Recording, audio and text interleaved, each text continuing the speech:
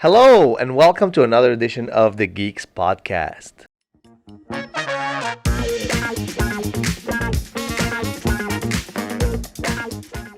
With me here is Josie. Hi, Josie. Hello. Today we're going to be talking about a concept in life that is called the work-life balance. Interesting topic, Josie. What's work-life balance mean to you? So, watchers, listeners, I wanted to pick a topic we're all geeks here, right? But I also wanted to pick a topic that was a little bit funner and also kind of really present in our lives and be a little bit vulnerable with everyone. This is a fun topic. Yes, that's why I'm saying we're talking about it. We're talking about it. Hay polímica, I guess, that there's a little bit of politics around this. Is work-life balance even possible? Can you achieve it?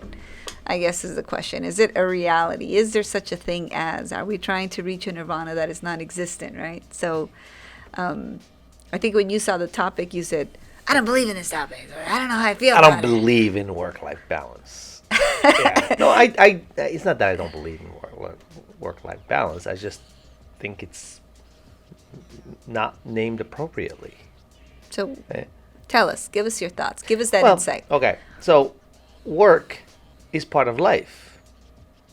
So how are you gonna balance between life and what's part of life? So I can understand the concept of professional personal balance or something like that. They're both part of life. Now you just balance me, but work life balance means that work is not life. It means life is just what's outside of work. Anything inside of work is not life, and that takes away from any meaningful work that people could do. What do you think? I don't know. That's my opinion. I think it's evolved. So I think in the early 1900s, we were heavily industrial jobs, right? And now we've moved into a service-based economy, and we're revolutionizing again, right? We're moving from service-based into maybe even digitization and tech, right? And kind of more utilizing our brain. So I think work-life balance has changed over the years as the talent has changed. Also, the demographics of who's working has changed, right? So before, males would work and females would stay home, right? And then in the 1920s, we needed the women working because the men were off to war, and then there was a big campaign, and females started coming into the work. What would you call that? Sorry, brain fart. Workforce. Into the workforce, and now it's like all about equality and making sure that females are in the workforce and they have a purpose and they're not just home, because then we have the empty nest syndrome, right? Once they're gone and they're kind of questioning their life's purpose. So it's changing. I guess what work-life balance has changed over time. And I think that what it's just talking about is creating boundaries, healthy boundaries on where the whole person is happy and feels balanced. So yes, that's a better description. The personal professional life balance, and I agree with that. I think it's important to kind of, there's core things that one needs to do in their professional and their personal life that absolutely have to be addressed with appropriate time to handle and resources, right? And then there is the wiggle room, right? The stuff that sometimes will go, I'll spend more time on the personal, sometimes I spend more time on the professional. However, that wiggle room, we don't expect it to be 100% the same, but that's why it's called a balance. Sometimes it's up, sometimes it's down. As long as on average, right? On average, you're spending as much time in one as you do in the other, provided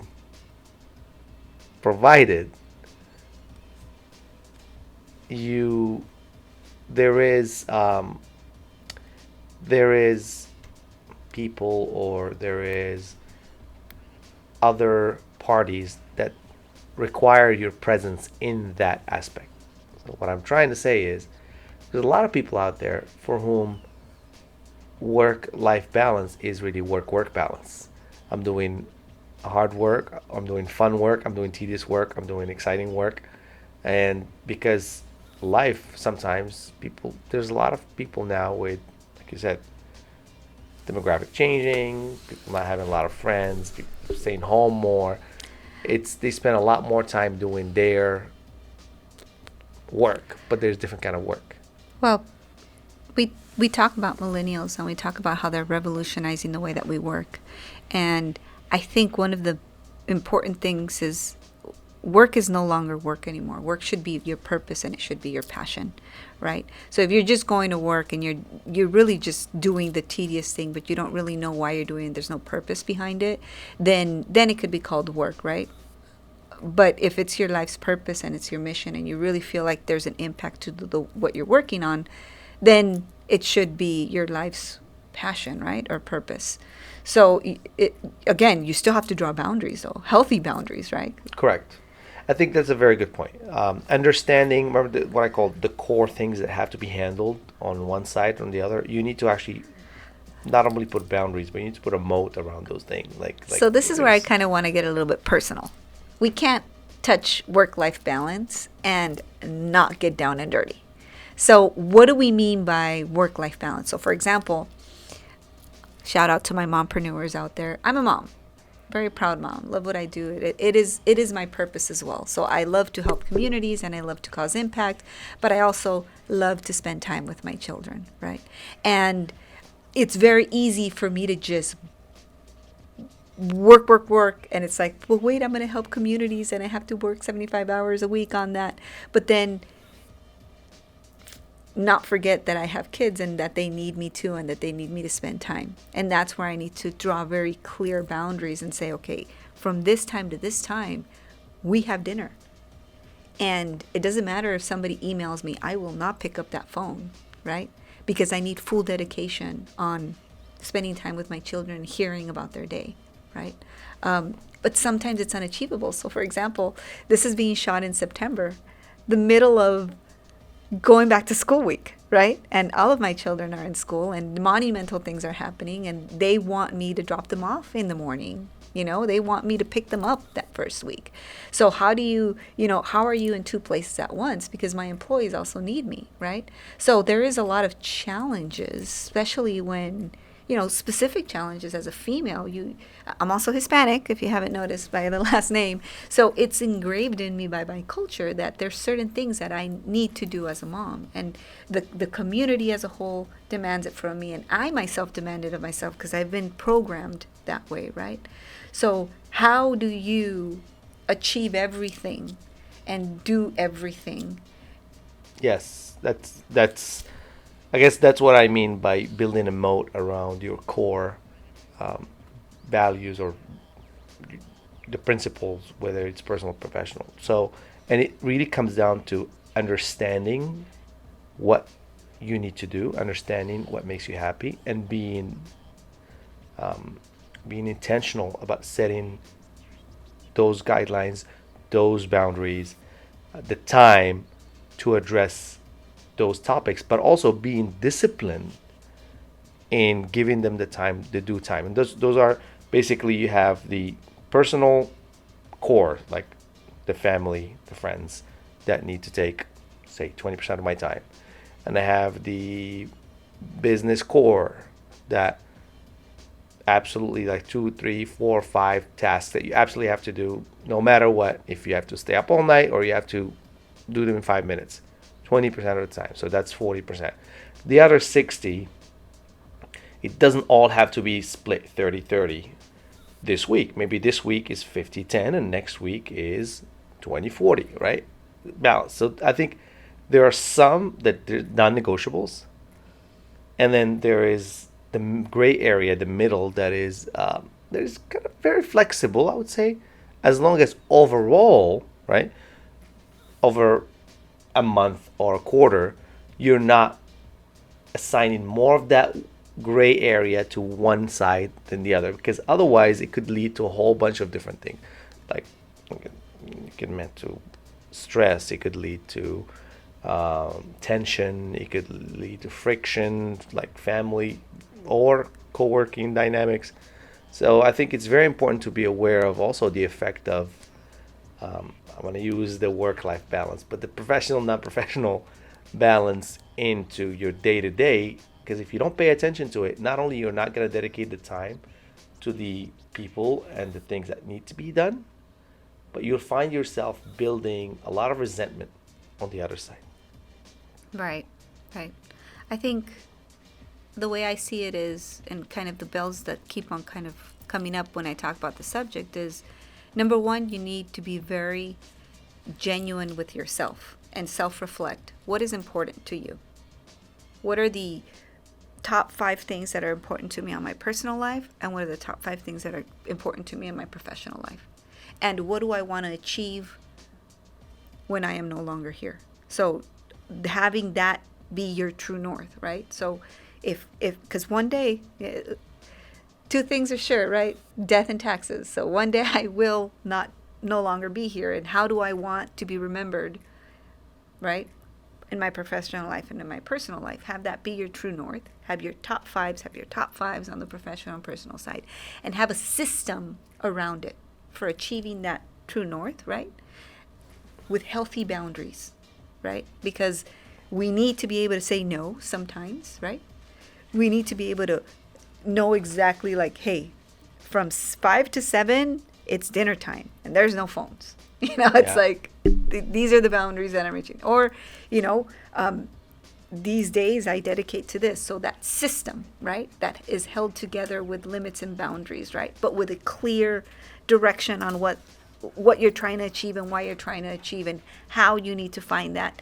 Okay, I need to achieve both on the personal side and on the professional side. Because I just mentioned, there is no such a thing as personal and professional, but certain things I have to be present for in my personal life, and that I cannot outsource to a nanny, or I cannot outsource to a caregiver, right? I need to be there on my child's first day of 6th grade because I want to be there, right? I want him to remember that. And that's why it all starts with prioritization. And prioritization starts with oneself. You can't let your family members prioritize things for you, nor your coworkers prioritize things for you. You have to make sure, because the outside world will give priority to the things that they need from you all the time. You need to make priority of what is expected of you from all the different actors in your life.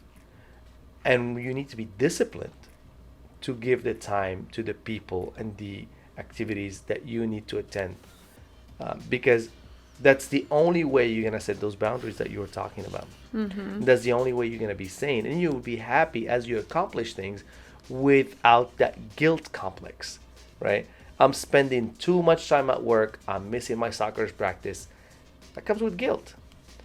But if I make it a point to put my soccer practice on my calendar, okay, they have soccer practice twice a week, once a week is going to be on my calendar, and I'm prioritizing it, and I'm taking him or her and bringing her back.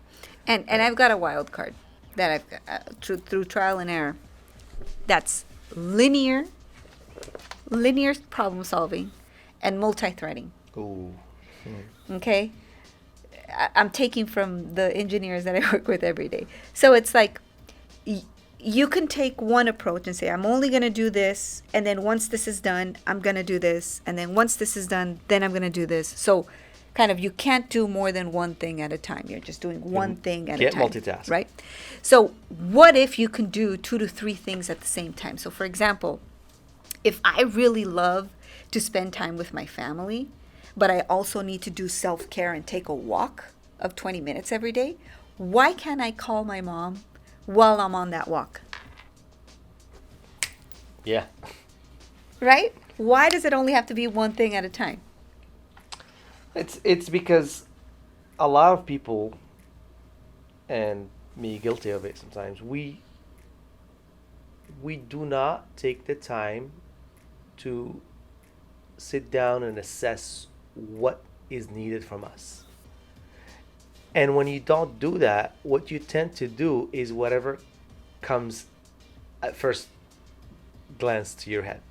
Like, whatever pops first in your head, that's what you're going to do. Knee jerk. I call that knee Yeah, jerking. so that's why it's important to kind of list the things that you have to do, list the relationships you need to nurture, be do a one-page personal plan. Shout out to our scaling up Yeah, one page the personal one-page plan. personal plan that tells you like this is what I want to achieve in 90 days, in a year, in 5 years, long term. What I'm gonna start, what I'm gonna stop doing. Having it written somehow really helps recalibrate your focus, because every time you feel when you are drawn to one side more than another, when you have a major project you have to get out and you're killing yourself at work, well, guess what, your brain is telling you you're missing those practices, you're missing dinner, you've been traveling a lot. I think having that thing in written and looking at that page and seeing the hard work that you put into authoring that page, that personal plan, it helps calibrate your focus. It helps. It will make you feel, well, you know what? Yeah, maybe I don't need to stay late today. Maybe I can go to dinner and maybe with the kids and show up early tomorrow morning. Or you'll find ways to make it work. Like again, it's not one solution, right? You can have multiple solutions. That you can have a solution that solves multiple problems. Yeah. So it's important. I think it's important to sit, write it down, prioritize it, and be disciplined to stick to it. So tools, that takes me to tools. So obviously you have this system in place with boundaries. You've got a clear, true north of what it is that you want to achieve before you die on the personal and professional side, and what's important and where it gets prioritized. But I think tools are also really, it's like the guardrails of what keeps you in line. So you mentioned one tool, the one-page personal plan, that basically maybe you look at once a quarter, right? But I put all of my family on EOS. So the entrepreneur operating system, it works perfectly for the business, right? And I said, what if I put the family on EOS? And I created a VTO plan for the family. Shout out And to I EOS. created, yes, shout out to EOS. And I created rocks for each one of the children as they came of age. So obviously I'm not going to have a rock for my 5-year-old, right? But my 13, 14, 15-year-old, they start to learn responsibility and accountability and, these things that they're going to learn in real life, right? So there's 1,000 ways to skin the cat. I'm sure that if you do a Google right now and you look up for running families on this, I'm just You saying, can read "Help seek Me, out. I Have a Teenager." Help They me, I have have a a lot of good tools teenager. in Yeah, there. right. So seek out the tools that you need for what you're trying to achieve, right? But be shameless about it. Google it. There's a lot of people out there that have had similar problems to what we're doing, because there's a lot of females that are in the workforce that are navigating this work-life balance, and I'm sure males in positions of power that Absolutely. are also have nagging wives like myself that basically say you haven't spent enough time with the children. They miss you and they're missing that role model, and you've been traveling too much, right? I think you bring up a good point here. I think we address a lot of the things that we have to do ourselves to kind of create that balance, and talk about the tools, talk about the discipline, the actual knowing exactly what needs to be done, the itemization of all that. One key factor into achieving that balance is communication and engagement, because we don't live in this life that we're trying to achieve the balance for. We don't live alone. There's other people in this life, and usually our actions have repercussions on others, or are succumb to other people's actions. It's important to understand who your stakeholders are within your life, and who you need to communicate with on a constant basis to know what the expectations are. Right? Knowing what you want is one thing. It's also important to know what's expected of you. Within the family, it's usually the spouse and the children. Within work, it's usually the coworkers, the supervisors, the boss. Having clear expectations of what is expected of you and what you expect of them is also key to achieving that balance and that zen and that happiness that you're trying to achieve. Yeah. Uh, Again, being a techie, I just feel that there's so much promise in technology in helping us with this. right? I'm sure that there's apps out there. Obviously, if we would regulate, we talked about limits and regulation and with security and things like that a couple weeks ago. And obviously, there's planners and to-do lists and smart checklists and stuff like that. But what can we do with AI and machine learning? So if it knew that you had been doing screen time for like 14 hours, it would automatically pop up a calm app, and tell you, hey, reset. Like, how can technology help us with this work-life balance? Or say, hey, I've seen that you've researched, or because nowadays a lot of these, a lot of the school districts have some type of portal and that have the grades in it, right? So it automatically say, hey, you know what, this child has a trend of lowering grades, and there's a correlation between screen time and his grades dropping. Yeah. We suggest, and then have it send us an alert as parents, right? We suggest that you limit the screen time, or they've been doing too much social, or whatever it is, and there's a correlation. How could we get all of these systems to talk to each other through massive data models, and then create alerts to help us with it? Like, I know that we're not there yet. I know regulation's an issue. I know security's an issue. But if we would just fix that, I think that technology is the way that we can achieve better work-life balance. I agree. I think technology that would be ideal. Just have your schedule given to you by an AI. Imagine, like, what do I have to do today? And what do I have to work on, right? Like. But I think that the concept is already here, and we're seeing it. I mean, it started with something as simple as when you type in an email and your Office 365 or Gmail, like the auto compose kind of predicts what you're trying to say and finishes it for you. If you're in Office, if you're in Microsoft 365, for example, right? Copilot. You have the Viva Insight that tells you, hey, you haven't replied to this guy. It's been a while, right? So those are things that you used to have to worry about, right? Now you have... Or it blocks out focus time, right? Or it blocks out focus time. Like, hey, you need to refresh, you need to rejuvenate, you need to kind of refocus, take some time off. So I think those are tools that currently, as like Microsoft Copilot is released, and I can't wait to get my hands on it and like have it really organize my work life, right? Not my life, but my work life. I think it will be very, very helpful into achieving that ultimate productivity that will enable us to have some free time to dedicate to something else, right? And you hit the nail, productivity. Because you cannot be productive if you're not happy. You cannot be productive if you're stressed out. You cannot be productive if you're guilty because you missed your son's soccer practice, right? And at the end of the day, at least for myself, talking only for myself, I want to do more with the time that I have here on earth because I know it's limited. And I want to do it having fun, right? And causing an impact in my family and everything else. So I think productivity is key. But you can't be productive if you have all this baggage, right? Yeah, and that's just the work life. On the personal life, I'm not sure I want AI involved in how I raise my children. I do. I welcome it, okay? If you want to... Not that much. I don't want my children I would to be told love what to do tips based and on tricks. Like, hey, you know what? Some AI decided is the right thing that goes against some of my core values.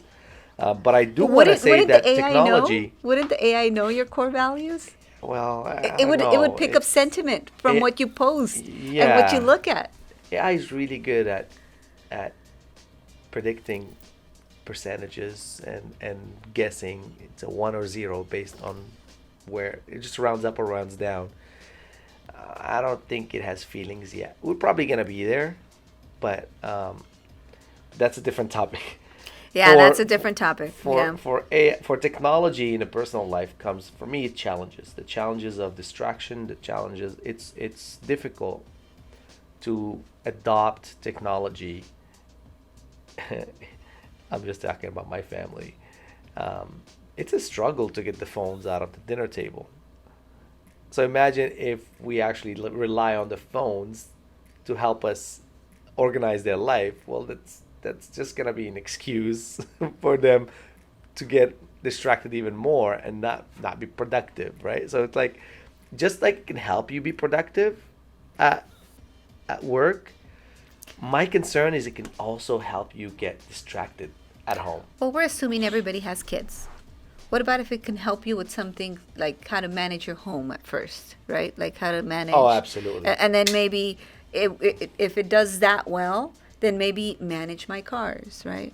And then if it does that well, maybe manage my pets, right? And then if it does that well and it starts to pick up sentiment of the pets and through the behavior, maybe they can roll out to the children, you know? So like, why can't it be milestones of things, right? Yeah, I think what we're saying really is that technology can always help us buy time. It help us Technology will help us reclaim free time so that we can dedicate that time to do things that make us happy.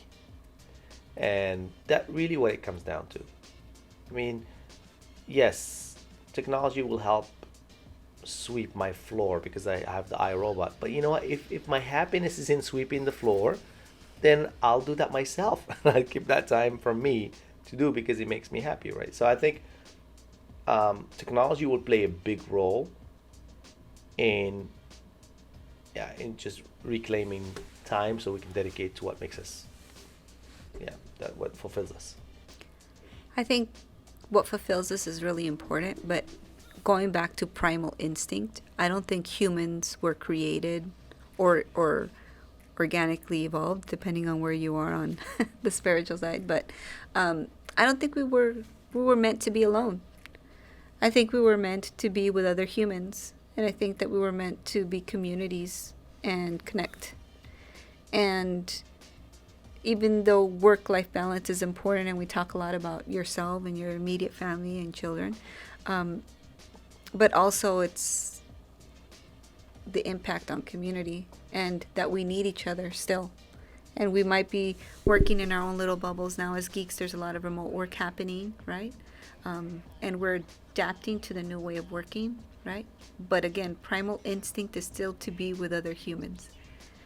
Yeah, that's true. And we need that connection. And that's life, right? That's the life part. It's work or slash home life balance. Yeah, I mean, if you're spending 8 hours of your awake time somewhere, right, or dedicated to something, make it count. Make sure that you're happy about it. Make sure that it's aligned with your life's purpose and with your values and so on. It all starts there, right? And make sure it doesn't consume you. Make sure that nothing consumes you. And if Make you have sure a good system, I think it'll help. Exactly. I think being consumed is basically being drowned into one thing, that you're unable to raise your head and enjoy the other side of your life. I think that's what balance is about. A little bit of everything. And as long as we can teach the next generation that, I think we've done a good job. It's not about equity. It's about balance. Right. And sometimes that means that in going back to school, you're going to be consumed with that week. And then once they're back in school, you can kind of swift that pendulum the other way. So it's not always going to be perfect. It's going to be a dance between the two. Now there are some very stressful jobs out there. Like Yeah. and there are some that people sometimes they don't get to choose. Like people in the law enforcement, for example, Oh my God, yeah. or healthcare workers. It's difficult to achieve that because a lot of your time is dictated by whatever happens that day. Well, and some of it is critical acute. Yeah. Right? But it's like the pandemic. You had doctors and nurses that literally stayed at a hotel because they didn't want to contaminate, their families, right? But the community needed them to do that because there was literally hundreds of people dying a day, right? So in that case, there actually is a work home life imbalance, but it's more like a sacrifice. It's really there are cases where balance it means losing lives, and for that we gotta make exceptions, and with the understanding that these people need to relax, they need to de-stress at a certain time after the storm is gone. We have to make sure that we cater to that side of us that wants to rest. We should probably do something on the burnout that's happening in the health industry right now. So there's just a huge shortage of healthcare professionals in general, right? And then you add the pandemic, and then everybody's burnt out, right? So, yeah, work-life balance, healthcare industry edition coming soon. Hopefully, I think that would, and kind of what they're doing to battle all that. But yeah, there is such a thing as burnout. And what technology if you could do don't to have help that with work-life that too. balance. I'm sorry. What technology could do to help with that too. Right. All right. Well, this was a very interesting subject, Josie. S- Right? Yeah. No, it was very good. I really enjoyed talking about that. Little diverse opinion, but at the end of the day, it seems like we're all on the same page. We all just want people to be happy. Yeah, same thing in a different language, for sure. All right. Well, thank you all for being with us. Please share, like, and subscribe. Josie and Kareem with you, and we'll see you all next time.